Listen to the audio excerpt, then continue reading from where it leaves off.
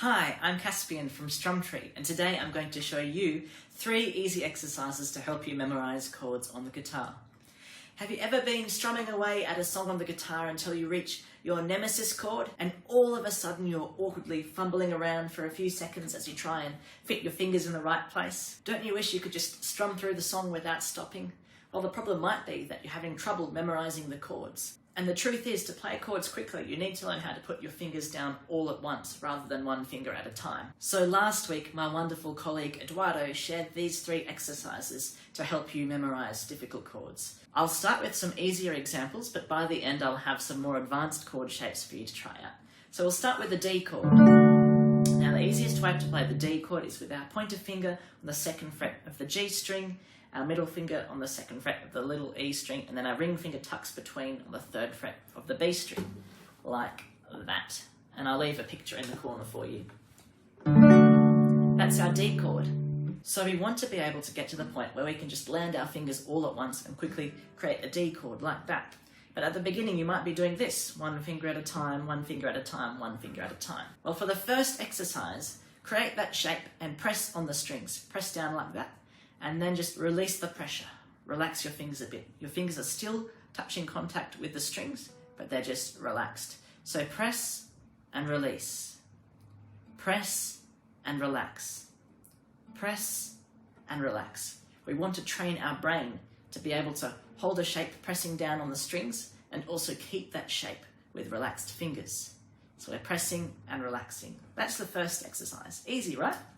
Now the second exercise, we're actually going to hold this shape, the D chord shape, and I'm going to move it up the guitar like this. But it's very important that you keep the shape of the D chord while you move it up the neck. And when you get to about here, you're going to move it back and keeping the same shape until you restore it to its original position. Now it's really important when you're doing this exercise and you're moving your fingers up the fretboard that your fingers aren't moving into a funny shape. That's going to be wrong. You want to keep that shape as well as you can and move it up like this. And then back down like this, so that when it's in its original position, you've still got the correct shape. That's the second exercise. Now the third exercise is we're actually going to press down, but then we're going to let go of the strings, keeping this shape as well as we can, like this, so that when we place it back down, our fingers are already in the right shape. But what we're actually going to do is we're going to keep this shape and move our hand far away. So our fingers are over here still having the D chord shape. We're actually going to put our fingers back onto the guitar all at once, like that. So we've got our shape and we're going to put our 3 fingers down on all the strings all at once, not one at a time like this, because you're still training your brain to do it 1 string at a time like that. We're actually going to plant all 3 on at once. So move your hand away, keeping that shape, keeping that shape, keeping that shape. And when you place your fingers down, all 3 have to land at the same time. So to recap those exercises, the first one is press and release with the shape. The second exercise is you keep the shape and you move it up the neck of the guitar and then back down again, maintaining that shape. And the third exercise is you lift off your fingers, keeping the shape, stretch out your hand, and then bring it back to place all 3 fingers at once. So make sure you do this exercise correctly, and you can try that out with the D chord. Well, the D chord is an easy example, but let's go to a more advanced chord. Let's have a look at our B7 chord. The B7 chord is a bit trickier because it uses all 4 of our fingers. So to create that chord, you put your middle finger in the 2nd fret of the A string, your pointer finger in the 1st fret of the D string, your ring finger in the 2nd fret of the G string, and then your pinky tucks all the way to the 2nd fret of the little E string there. So the B7 chord, it might be a bit of a tangle for you, but hopefully you've got it. And for that chord, we strum the bottom 5 strings. And it's quite a fun chord to play, but it's quite difficult in the beginning stages to place all your fingers down at once like that. So let's try out the 3 exercises we did, this time with the B7 chord. So step 1, press and release. Press and release. Do that a few more times. Make sure you've got that shape correct. And you can always test out the shape by strumming and making sure it sounds like that. Press and release. Press and release. Do that a few times. Now this is the tricky bit. We're going to go to exercise 2, where we keep the shape and we're just going to slide it gently up the neck of our guitar. There we go. Make sure you're keeping the shape of the chord. We're going to slide it all the way back, keeping that shape. Make sure our fingers aren't moving in a funny shape like that, okay? So sliding up the neck and sliding down, keeping that shape so that when it goes back into the right fret, you've still got the right chord shape. And the third exercise, we're going to hold our fingers like this in the right spot. Then we're going to lift them off, keeping that shape as best we can, moving our hand away.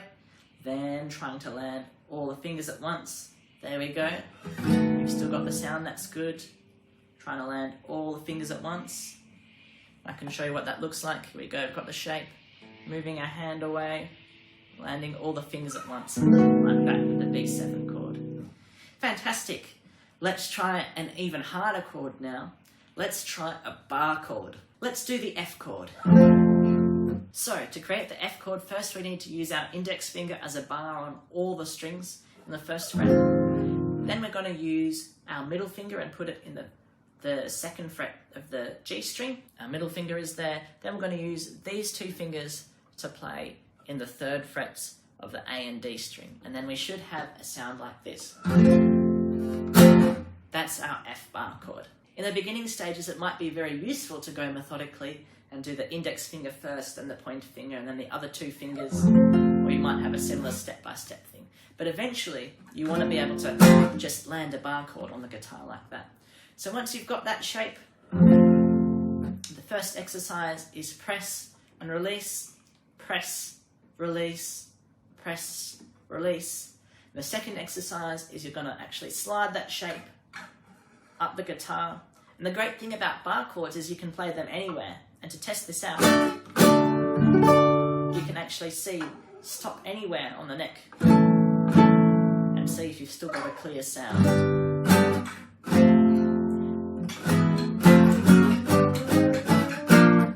So you can slide this bar chord shape, and to test that it's all working, you can just land it anywhere and see if you get a nice clear major chord sound. So that's exercise 2, remember. And our third and final exercise was keeping the shape while we lift our hand off the guitar. And this one's pretty tricky with the bar chord, but hopefully you can see what my fingers look like, but when I press them back down, they all land in exactly the right place. Let's try that again. I'll show you from this angle. So, here are my fingers, I'm lifting them off, and then placing them back onto the guitar. Do that again. And when you do this exercise, you can look and make sure you watch carefully that your fingers are going in the right place when you're landing them on the strings. And that's all for this video, but I will leave you with one bonus bar chord to give a go, and that's going to be a bar chord based off the C chord shape. So let's put our bar on the first fret and then create the C chord with our remaining 3 fingers. This one is a more advanced shape and it's a lot more difficult. But if you can create the C chord shape with this bar and you can land it perfectly, you're going to get so good at being able to play chords straight away.